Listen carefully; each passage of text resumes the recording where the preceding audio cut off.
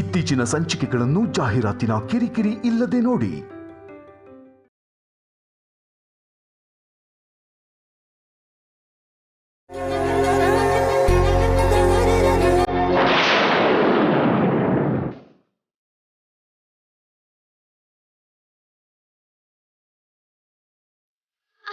ಸುಜಾತ ಅವರೇ,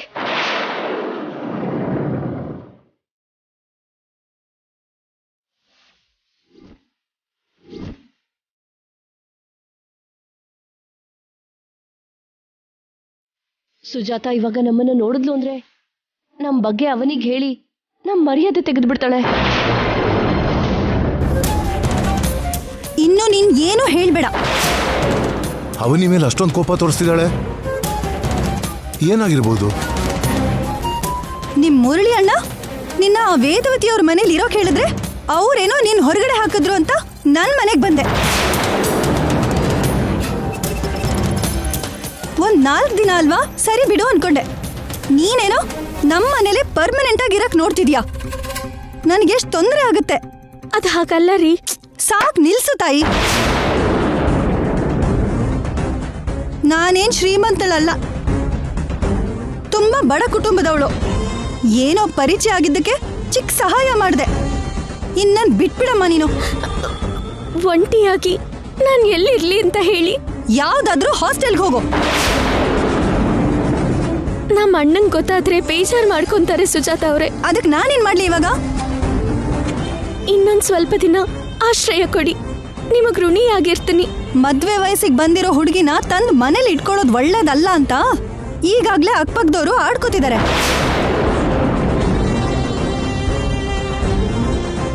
ಅವ್ರ ಜೀವನಗಳು ಆರಾಮವಾಗಿ ಸಾಗ್ತಾ ಇರೋದಕ್ಕೆ ಅವ್ರು ಎಷ್ಟಾದ್ರೂ ಹೇಳ್ತಾರೆ. ಒಂಟಿ ಹೆಣ್ಣಿನ ಕಷ್ಟಗಳು ಅವ್ರಿಗೇನ್ ಗೊತ್ತಾಗತ್ತೆ? ಇನ್ನೊಂದ್ ಸ್ವಲ್ಪ ದಿನ ನಿಮ್ಮನೇಲೇ ಇರೋದಕ್ ಬಿಡಿ, ನಿಮಗ್ ಕೈ ಮುಗಿತೀನಿ. ನಾನೇ ನಿನಗ್ ಕೈ ಮುಗಿತೀನಿ, ನನ್ ಬಿಟ್ಬಿಡು. ಆದ್ರೂ ನನ್ಗೊಂದ್ ವಿಷಯ ಅರ್ಥ ಆಗದೆ ಕೇಳ್ತಿದೀನಿ. ಆ ವೇದವತಿ ಅವ್ರ ಮನೆಗೋಸ್ಕರ ನಿನ್ ಪ್ರಾಣಕ್ಕೆ ರಿಸ್ಕ್ ಮಾಡ್ಕೊಂಡೆ ನಿನಗ್ ಮದುವೆ ಆಗಿ ನಿನ್ ಲೈಫ್ ಸೆಟಲ್ ಆಗೋವರೆಗೂ ಆ ಮನೇಲಿ ನೀನ್ ಇಟ್ಕೊಳಕ್ ಆಗ್ಲಿಲ್ವಾ? ಎಷ್ಟು ಸ್ವಾರ್ಥಿಗಳಿರ್ಬೇಕವ್ರು. ದಯವಿಟ್ಟು ಅವ್ರ ಬಗ್ಗೆ ಹಾಗೆಲ್ಲ ಮಾತಾಡ್ಬೇಡಿ ಸುಜಾತ ಅವರೇ. ಅವ್ರಿಗಂದ್ರೆ ಪೌರುಷ ಹೆಚ್ಚಾಗ್ತಿದ್ಯಾ? ಒಳ್ಳೆಯವ್ರ ಬಗ್ಗೆ ಕೆಟ್ಟಾಗಿ ಮಾತಾಡಿದ್ರೆ ನೋವಾಗಲ್ವಾ? ಕೋಪ ಬರೋದಿಲ್ವಾ? ಏನು ನಿಮ್ ಮನೇಲಿ 4 ದಿನ ಆಶ್ರಯ ಪಡ್ಕೊಂಡಿದ್ದೀನಿ ಅಂದ್ ಮಾತ್ರಕ್ಕೆ ಹೇಗ್ ಬೇಕೋ ಹಾಗೆ ಮಾತಾಡ್ಬೇಡಿ. ನಾನೇ ಕೆಲವು ಕಾರಣಗಳಿಂದ ಹೊರಗ್ ಬಂದೆ ಹೊರತು ಅವ್ರೇನ್ ನನ್ನನ್ನು ಕಳಿಸ್ಲಿಲ್ಲ. ಮತ್ತೆ ಅಷ್ಟು ಒಳ್ಳೆಯವರಾಗಿದ್ರೆ ಕೆಲವು ದಿನ ಮನೇಲಿರೋಕ್ ಅವಕಾಶ ಮಾಡ್ಕೊಡಿ ಅಂತ ಹೇಳು. ನಾನ್ ಫೋನ್ ಮಾಡಿ ನನ್ನ ಪರಿಸ್ಥಿತಿ ಹೀಗಿದೆ ಅಂತ ಹೇಳ್ಕೊಂಡ್ರೆ ಅವ್ರು ಖಂಡಿತ ಇಲ್ಲ ಅಂತ ಹೇಳಲ್ಲ. ನಂಗೆ ಕೇಳ್ಬೇಕು ಅಂತಿಲ್ಲ ಅಷ್ಟೇ. ಒಂದ್ಸರಿ ಫೋನ್ ಮಾಡಿ ಕೇಳ್ಕೊ. ನೀನ್ ಯಾರೋ ಗೊತ್ತಿಲ್ದಿರೋರ್ ಹಾಗೆ ಮಾತಾಡ್ತಾರೆ. ಮನುಷ್ಯರೆಲ್ಲರೂ ಅಷ್ಟೇ, ಮೈ ತುಂಬಾ ಸ್ವಾರ್ಥದಿಂದನೇ ಇರ್ತಾರೆ. ಸುಜಾತ ಅವರೇ, ಇಷ್ಟಕ್ಕೂ ಮೀರಿ ನಾನು ಬೇಡ್ಕೊಳ್ಳೋದಕ್ಕಾಗಲ್ಲ. ಇದೊಂದ್ಸಲ ಸಹಾಯ ಮಾಡಿ, ನಿಮ್ ಕಾಲ್ ಬೇಕಿದ್ರು ಹಿಡ್ಕೊಂತೀನಿ. ಅವನಿ,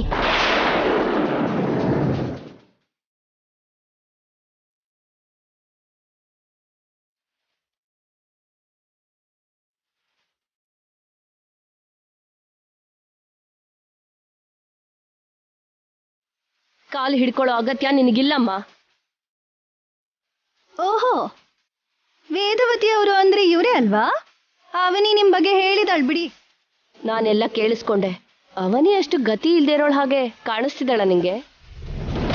ನೀನು ಊಟ ಹಾಕಿದ್ರೇನೆ, ನೀನ್ ಆಶ್ರಯ ಕೊಟ್ರೆ ಮಾತ್ರ ಅವಳು ಬದುಕೋದು ಅನ್ಕೊಂಡಿದ್ಯಾ? ಅವನಿಗೆ ಅಂತ ಕರ್ಮ ಬಂದಿಲ್ಲ. ಅಂತ ಕರ್ಮ ಬಂದಿಲ್ಲ ಅಂದ್ಮೇಲೆ ಅವನಿಗೆ ನ್ಯಾಯ ಕೊಡಿ. ಕೆಲವು ದಿನ ನಿಮ್ ಮನೇಲಿ ಇರೋದಕ್ ಬಿಡಿ. ಇರೋಕ್ ಬಿಡ್ತೀನಿ, ನನಗೇನು ಅಭ್ಯಂತರ ಇಲ್ಲ. ಏನೋ ಆವೇಶದಲ್ಲಿ ಹೇಳ್ಬಿಟ್ರೆ ಆಗೋಗುತ್ತಾ? ಆವೇಶದಿಂದ ತಗೊಂಡಿರೋ ನಿರ್ಧಾರ ಅಲ್ಲ ಇದು, ಚೆನ್ನಾಗಿ ಯೋಚನೆ ಮಾಡಿ ತಗೊಂಡಿರೋ ನಿರ್ಧಾರ. ನಾನೇನಾದ್ರೂ ಬಂದ್ರೆ ಮನೇಲಿ ಸುಮ್ಮನೆ ಜಗಳ ಆಗತ್ತೆ. ಇದಕ್ಕೆ ಮೊದ್ಲಾಗಿದ್ರೆ ಶ್ರೀಕರ್ಗೆ ಸಂಬಂಧ ಸೆಟ್ ಆಗಿರ್ಲಿಲ್ಲ. ಇವಾಗ ಶ್ರೀಕರ್ಗೆ ಸಂಬಂಧ ಸೆಟ್ ಆಗಿದೆ. ಅವನು ಮದ್ವೆ ಆಗೋವರೆಗೂ ಯಾವುದೇ ಮುಜುಗರ ಇಲ್ದೇನೆ ಇರಬಹುದು. ನಿಜವಾಗ್ಲೂ ಹೇಳ್ತಿದ್ದೀರಾ? ದೇವ್ರ ಮೇಲಾಣೆ. ತುಂಬಾ ಥ್ಯಾಂಕ್ಸ್ ಆಂಟಿ, ಸರಿಯಾದ ಸಮಯಕ್ಕೆ ಬಂದು ನನ್ನನ್ನು ಕಾಪಾಡಿದ್ರಿ. ಕೆಲವರು ಮಾತ್ ಕೊಟ್ಟು ತಪ್ತಿರ್ತಾರೆ, ಹುಷಾರು ಅವನಿ.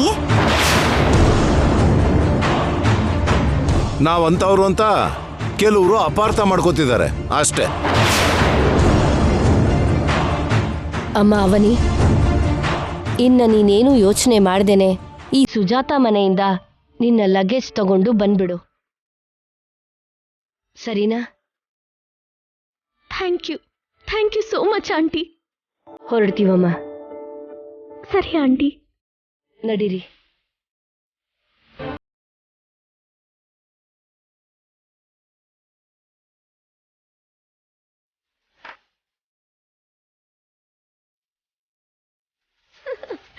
ಪ್ಲಾನ್ ಸಕ್ಸಸ್ ಅಕ್ಕ. ಹೌದು ದೇವ್ರಿ. ಎಲ್ಲ ಬೇಗ ಹೊರಗೆ ಬನ್ನಿ.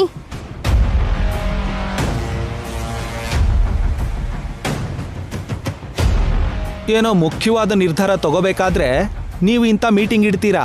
ಆ ವಿಷಯ ಏನು ಅತ್ತೆ? ಅವನಿ ಸ್ವಲ್ಪ ದಿನ ನಮ್ಮ ಮನೆಯಲ್ಲಿರೋದಕ್ಕೆ ನಮ್ಮ ಮನೆಗೆ ಬರ್ತಿದ್ದಾಳೆ.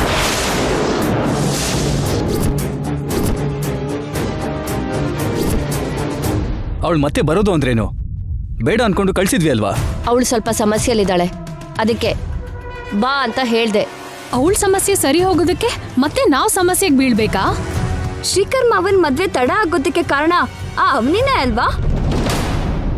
ಮತ್ತೆ ಆಶ್ರಯ ಕೊಡ್ಬೇಕು ಅನ್ಕೊಳ್ಳೋದು ಎಷ್ಟು ಕರೆಕ್ಟ್ ಅಂತ ಯೋಚನೆ ಮಾಡಿ ಅಮ್ಮಮ್ಮ. ನಾನು ತಗೊಂಡಿರೋ ನಿರ್ಧಾರದ ಬಗ್ಗೆ ಹೇಳೋದಕ್ಕೆ ಕರೆದಿದ್ದೀನಿ, ನಿಮ್ ಸಲಹೆ ಕೇಳೋದಕ್ಕಲ್ಲ. ಕಾಗೆನ್ ತಂದು ಮನೇಲಿ ಕೂರಿಸ್ಕೊಂಡ್ರು ಅನ್ನೋ ಹಾಗೆ ನಮಗ್ ನೋವು ಕೊಟ್ಟು ಅವಳಗ್ ಸಂತೋಷ ಕೊಡ್ತೀನಿ ಅಂತಿದ್ಯಲ್ಲಮ್ಮ. ನನ್ ಗಂಡನ್ ಕಾಲರ್ ಹಿಡ್ಕೊಳ್ಳೋ ಹಾಗೆ ಮಾಡಿದ್ಲು ಅಂತವಳು ಈ ಮನೆಗ್ ಬರೋ ಅವಶ್ಯಕತೆ ಇಲ್ಲ. ಬಂದ್ಲು ಅಂದ್ರೆ ನಮ್ಗಿಂತ ನಿಮ್ಗೆ ಜಾಸ್ತಿ ನಷ್ಟ. ಶ್ರೀಕರ್ ಮದ್ವೆ ಹಾಳ್ ಮಾಡ್ತಾಳೆ.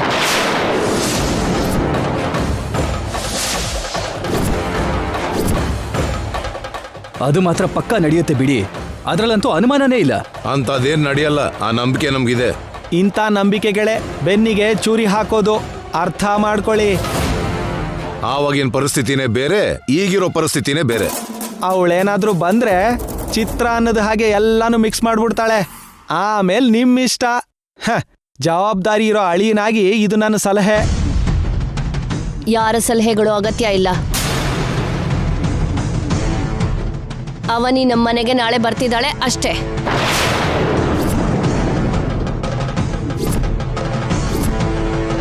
ನಾವು ಒಪ್ಕೊಳ್ಳಲ್ಲ. ಒಪ್ಕೊಳ್ಳೇಬೇಕು.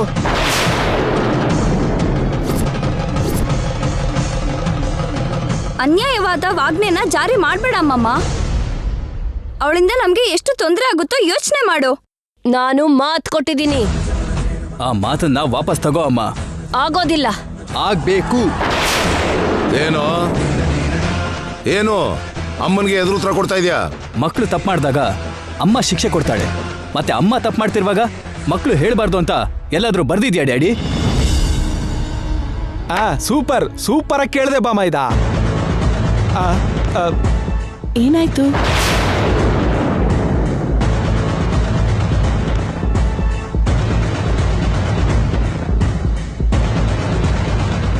ಏನಾಯ್ತತೆ? ಯಾಕೆ ಜಗಳ ಮಾಡ್ತಿದ್ದೀರಾ? ಸ್ವಲ್ಪ ದಿನದ ಹಿಂದೆ ಅವನಿ ಅಂತ ನಮಗ್ ಗೊತ್ತಿರೋ ಹುಡುಗನ್ ತಂಗಿ ನಮ್ಮ ಮನೇಲಿ ಗೆಸ್ಟ್ ಆಗಿದ್ಲು. ಕೆಲವು ಕಾರಣಗಳಿಂದ ಮನೆಯಿಂದ ಹೊರಟೋದ್ಲು. ಒಂದು ಸಲ ಅವಳಿಂದ ನಮ್ಮ ಮನೆಗೆ ತುಂಬಾ ಒಳ್ಳೇದಾಗಿದೆ. ಇವಾಗ ಅವಳು ಆಪತ್ತಲ್ಲಿದ್ದಾಳೆ ಅಂತ ಗೊತ್ತಾಗಿ ಮನೆಗೆ ಕರ್ಕೊಂಡು ಬರೋಣ ಅಂತ ಅನ್ಕೊಂಡ್ರೆ ಇವರೆಲ್ಲ ಕಿರ್ಚಾಡ್ತಿದ್ದಾರೆ. ಬರೋದಕ್ಕೆ ಹೇಳಿ. ನಿಮಗ್ ಪ್ರಾಬ್ಲಮ್ ಏನಿದೆ? ಅವಳೇ ದೊಡ್ಡ ಪ್ರಾಬ್ಲಮ್. ನಿನಗೆ ಅವಳ ಬಗ್ಗೆ ಗೊತ್ತಿಲ್ಲ, ಸುಮ್ಮನಿರು. ನಮ್ಮ ಮನೆಗೆ ಒಳ್ಳೇದ್ ಮಾಡಿದಾಳೆ ಅಂತ ಅತ್ತೆ ಹೇಳ್ತಿದ್ದಾರೆ. ಅಭ್ಯಂತರ ಮಾಡೋದು ಕರೆಕ್ಟ್ ಅಲ್ಲ. ಅವನೇ ಬಂದ್ಲು ಅಂದ್ರೆ ಮನೇಲಿ ಪರಿಸ್ಥಿತಿಗಳು ತಲೆ ಕೆಳಗಾಗತ್ತೆ. ಇದು ನಮ್ ಫ್ಯಾಮಿಲಿ ಇಶ್ಯೂ, ನೀನ್ ಇಂಟರ್ಫಿಯರ್ ಆಗ್ಬೇಡ. ನಾನು ನಿಮ್ ಫ್ಯಾಮಿಲಿ ಮೆಂಬರೇ ಅಲ್ವಾ, ಇನ್ವಾಲ್ವ್ ಆದ್ರೆ ತಪ್ಪೇನಿದೆ? ಒಬ್ಳು ಒಳ್ಳೆ ವ್ಯಕ್ತಿಗೆ ಸಹಾಯ ಮಾಡೋದ್ರಲ್ಲಿ ಯಾವುದೇ ತಪ್ಪಿಲ್ಲ. ಮನೆಗ್ ದೊಡ್ಡೋರಾಗಿರೋ ಅತ್ತೆಯವ್ರ ಮಾತನ್ನ ನಾವು ಗೌರವಿಸ್ತಾ ಇದ್ರೆ ಹೇಗೆ ಹೇಳಿ? ಮನೆಯವರೇ ಅಮ್ಮಂಗೆ ಅತ್ತೆಗೆ ಮರ್ಯಾದೆ ಕೊಡ್ಲಿಲ್ಲ ಅಂದ್ರೆ ಹೊರಗಡೆಯವ್ರ ಹತ್ರ ಅತ್ತೆಯವರು ಕೀಳಾಗೋದಿಲ್ವಾ? ಜೊತೆಗೆ ಕೊಟ್ಟಿರೋ ಮಾತನ್ನ ವಾಪಸ್ ತಗೊಂಡ್ರೆ ಅತ್ತೆಗೆ ತುಂಬಾ ಕೆಟ್ಟ ಹೆಸರು ಬರುತ್ತೆ. ದಯವಿಟ್ಟು ಎಲ್ಲರೂ ಅರ್ಥ ಮಾಡ್ಕೊಳ್ಳಿ. ಆ ಅವನಿನ ಬರೋದಕ್ ಬಿಡಿ. ಅತ್ತೆ, ನೀವ್ ಕರ್ಕೊಂಡ್ ಬನ್ನಿ. ಮದ್ವೆಗೂ ಮುಂಚೆನೆ ಯಜಮಾನಿತನನ ಚೆನ್ನಾಗಿ ಚಲಾಯಿಸ್ತಿದ್ಯಾ? ಈ ವೇದವತಿ ಮಾತನ್ನ ವೇದದ ಹಾಗೆ ಭಾವಿಸೋದು ನೀನೇ ನಮ್ಮ ನನ್ನ ಮನೆಗೆ ನಿಜವಾದ ಸೊಸೆ.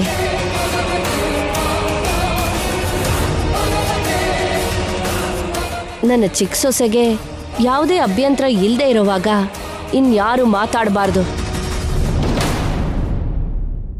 ಇನ್ನು ನಾನು ಯಾರ ಮಾತನ್ನು ಕೇಳೋದಿಲ್ಲ. ಅವನಿ ನಮ್ಮನೆಗೆ ಬರ್ತಿದ್ದಾಳೆ ಅಷ್ಟೇ.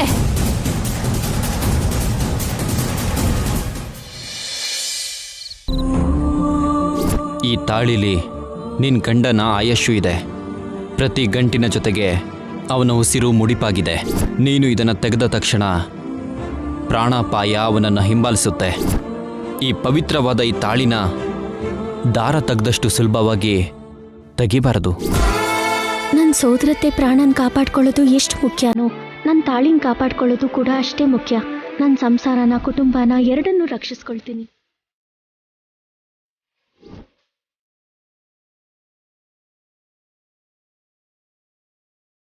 ನನ್ನ ಮರಣ ಮಾತ್ರನೇ ನಮ್ಮನ್ನು ದೂರ ಮಾಡೋಕ್ಕಾಗೋದು, ಮತ್ಯಾವುದು ಬೇರೆ ಮಾಡೋಕ್ಕಾಗಲ್ಲ. I live for you, I die for you. ಅವನಿಗೆ ತುಂಬ ಸಲ ಮಾತು ಕೊಟ್ಟಿದ್ದೀನಿ, ಆದರೆ ಉಳಿಸ್ಕೊಳಕ್ಕಾಗಲಿಲ್ಲ. ನಮ್ಮ ಸಂಬಂಧದ ಬಗ್ಗೆ ಮನೆಯವರಿಗೆ ಗೊತ್ತಾಗೋಕ್ಕೋಸ್ಕರ ಅವನಿ ಮಾಡ್ತಿರೋ ಪ್ರಯತ್ನದಲ್ಲಿ ಹೆಜ್ಜೆ ಹೆಜ್ಜೆಗೂ ಅವಳ ಜೊತೆಗಿದ್ದು ನಮ್ಮ ಮದುವೆ ಬಗ್ಗೆ ಗೊತ್ತಾಗೋ ಹಾಗೆ ಮಾಡ್ತೀನಿ.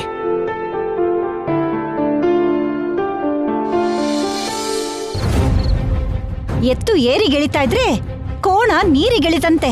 ಹಾಗಿದೆ ನಮ್ಮ ಪರಿಸ್ಥಿತಿ. ಆ ಅವನಿನ ಮನೆಗ್ ಬರಕ್ ಬಿಡಬಾರ್ದು ಅಂತ ನಾವ್ ಅನ್ಕೋತಾ ಇದ್ರೆ ಅಮ್ಮ ಏನೋ ಮತ್ತೆ ಅವಳನ್ನ ಸ್ವಾಗತ ಮಾಡ್ತಾ ಇದ್ದಾರೆ.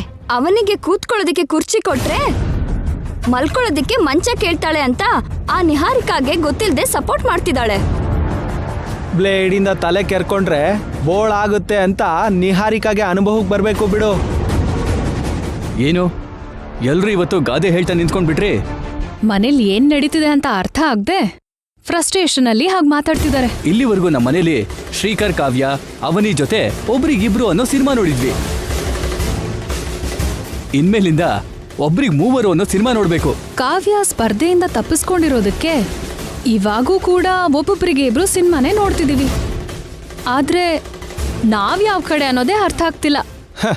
ಅಷ್ಟೇ ಬಿಡು ಸಿಸ್ಟರ್. ನಿನ್ನ ಜೊತೆಗೆ ಇನ್ನೊಬ್ಳು ಬರ್ತಾಳೆ ಅಂತ ನಮ್ಮ ಜೊತೆಗೆ ಇನ್ನೇನು ಕೆಲಸ ಇರಲ್ಲ ಅಂತ ಆ ಪಾರ್ಟಿಗೆ ಜಂಪ್ ಆಗೋದಕ್ಕೆ ಆಗ್ಲೇ ಸಿದ್ಧ ಆಗ್ತಿದ್ಯಾ? ಏನೋ ಮಾತುಗಾಗಂದೆ ಬಿಡಿ ಅಣ್ಣ. ಅಗತ್ಯ ಬಂದ್ರೆ ನಿಹಾರಿಕನ ನಮ್ ಗ್ಯಾಂಗ್ಗೆ ಸೇರಿಸ್ಕೋತೀನಿ. ಆದ್ರೆ ನಮ್ ಗ್ಯಾಂಗಿಂದ ನಾನ್ ಜಂಪ್ ಆಗ್ತೀನ ಹೇಳಿ? ನಾಳೆಯಿಂದ ಅವನಿ ಜೊತೆ ಹೇಗಿರುತ್ತೋ ಏನೋ ನನ್ಗೇನು ಅರ್ಥ ಆಗ್ತಾ ಇಲ್ಲ. ನಮ್ ವಿಷಯ ಏನೋ, ಆದ್ರೆ ಶ್ರೀಕರ್ ಕೆಲ್ಸನೇ ಚೆನ್ನಾಗಿದೆ. ಒಬ್ರು ಹೋದ್ರೆ ಇನ್ನೊಬ್ರು ಅನ್ನೋ ಹಾಗೆ ನಾನು ಇದೀನಿ. ಯಾಕೆ ಹಾಗೆ ನೋಡ್ಬೇಡ್ವೆ ತಾಯಿ, ನನಗ್ ನೀನೊಬ್ಳೆ ಸಾಕು ಬಿಡು. ನಿನಗೆ ಒಬ್ರೇ ಜಾಸ್ತಿ ಬಾಮಾಯ್ದ? ಯಾಕೆ ನಿನಗಿಬ್ರು ಬೇಕಾ? ನನಗೆ ಅಂತ ಅವಕಾಶ ಎಲ್ಲಿದೆಯೇ? ಹಾಸ್ಯ ವಸಂತ. ಇಂಥ ಟೈಮಲ್ಲಿ ಕಾಮಿಡಿ ಬೇಕಾಗಿಲ್ಲ. ಏನೋ ನಮ್ ಜೀವನ. ಅಜ್ಜಿಗೆ ಅರ್ವೆ ಚಿಂತೆ ಆದ್ರೆ ಮೊಮ್ಮಗಳಿಗೆ ಮದ್ವೆ ಚಿಂತೆ ಅಂತೆ. ನಾಳೆಯಿಂದ ಮನೇಲಿ ಹೊಸ ಆಟ ಶುರು ಆಗ್ತಾ ಇದೆ. Get ready.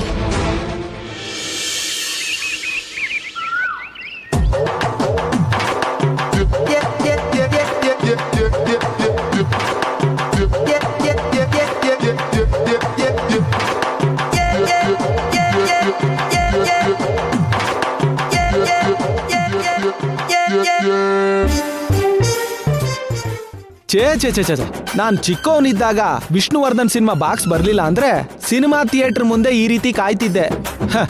ಈಗ ಅವನಿಗೋಸ್ಕರ ಕಾಯ್ಬೇಕಾಗಿ ಬಂದಿದೆ.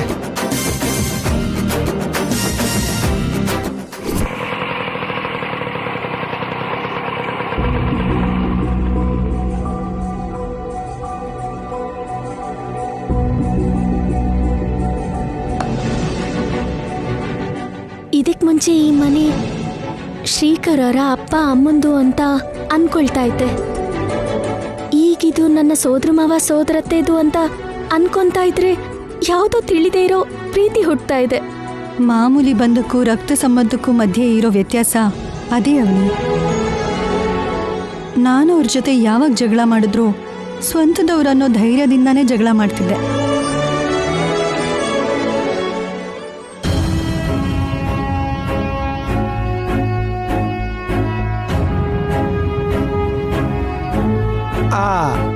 ಅತ್ತೆ, ಅವನಿಗೋಸ್ಕರ ಏನಾದ್ರೂ ಆರತಿ ರೆಡಿ ಮಾಡು ಅಂತೀರಾ?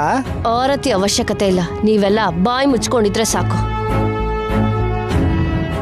ಇವಾಗ ನೀನು ಈ ಮನೆಗೆ ಕಾಲಿಡ್ತಿರೋದು ತುಂಬಾ ದೊಡ್ಡ ಕಾರ್ಯ ಸಾಧಿಸೋದಕ್ಕೆ. ಒಂದ್ ರೀತಿಯಲ್ಲಿ ಇದು ನಿನಗ್ ಪದ್ಮವ್ಯೂಹ ಇದ್ದಂಗೆ.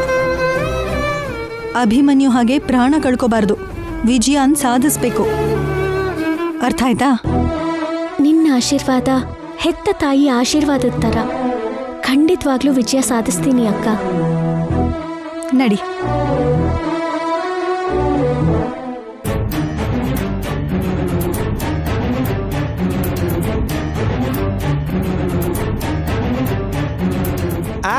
ಬಾಕ್ಸ್ ಬಂದ್ಬಿಡ್ತು, ಇನ್ನು ಸಿನಿಮಾ ಶುರು.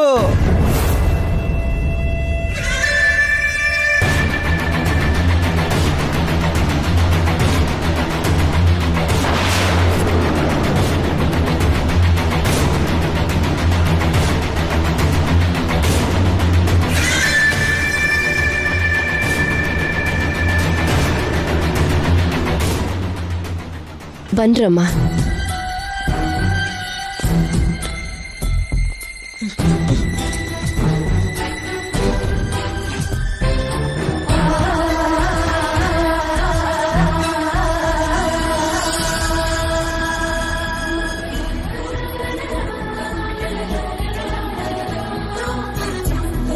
ವೇದವತಿ ಅವರೇ, ನಿನ್ನೆ ನೀವು ಮಾತು ಕೊಟ್ಟಿದ್ದಕ್ಕೆ ಅವನೀನ ನಿಮ್ಮನೆ ಕರ್ಕೊಂಡು ಬಂದು ಒಪ್ಪಿಸ್ತಿದ್ದೀನಿ. ಗೋಡೆಗೆಸದ ಬಾಲು ಹೀಗೆ ವಾಪಸ್ ಬರುತ್ತೆ ಅಂತ ನಿಜವಾಗ್ಲೂ ನಾವು ಅಂದ್ಕೊಂಡಿರ್ಲಿಲ್ಲ. ನೀವು ಅನ್ಕೊಂಡಿರೋದೆಲ್ಲ ನಡಿಬೇಕು ಅಂತ ಎಲ್ಲೂ ಬರ್ದಿಲ್ಲ ಅಲ್ವರಿ. ಬರ್ಬೇಕಾಗಿರೋರು ಬರೋ ಜಾಗಕ್ಕೆ ಬರ್ತಾರೆ. ಇದು ದೈವ ನಿರ್ಣಯ. ಇಲ್ಲಿ ನೀವು ಸಂಪಾದನೆ ಮಾಡಿರೋದನ್ನ ಏನೋ ಬಿಟ್ಟು ಹೋಗಿರೋ ಹಾಗೆ ಬಲೆ ಮಾತಾಡ್ತಿದ್ದೀರಲ್ಲ. ಒಂದ್ ಟೈಮಲ್ಲಿ ದೊಡ್ಡ ಮಾವನ್ನ ಮದ್ವೆ ಮಾಡ್ಕೊಳ್ಳೋದಕ್ಕೆ ತುಂಬಾ ಪ್ರಯತ್ನ ಮಾಡಿದ್ಲು ಅಂತ ಅಮ್ಮಮ್ಮ ಹೇಳಿದ್ರಲ್ಲ, ಅದಕ್ಕೆ ಆ ಆವೇಶದಿಂದ ಮಾತಾಡ್ತಿದ್ದಾಳೆ. ಹಾಗಾಗಿದ್ರು ಚೆನ್ನಾಗಿರ್ತಿತ್ತು. ಹಳೆ ಆಚಾರಗಳು ಪದ್ಧತಿಗಳು ತಾಂಡವ ಆಡ್ತಿರೋ ಈ ಮನೆ ಒಳಗೆ ಕಾಲಿಡ್ತಾನೆ ಇರ್ಲಿಲ್ಲ. ಇನ್ನು ನಿಲ್ಲಿಸ್ತೀರಾ?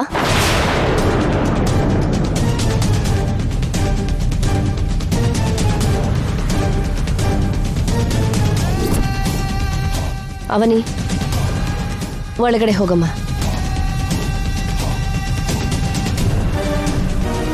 ಈ ಹುಡುಗಿ ಈ ಮನೆಯಿಂದ ಗಂಡನ ಜೊತೆನೆ ಹೊರಗಡೆ ಬರಬೇಕು.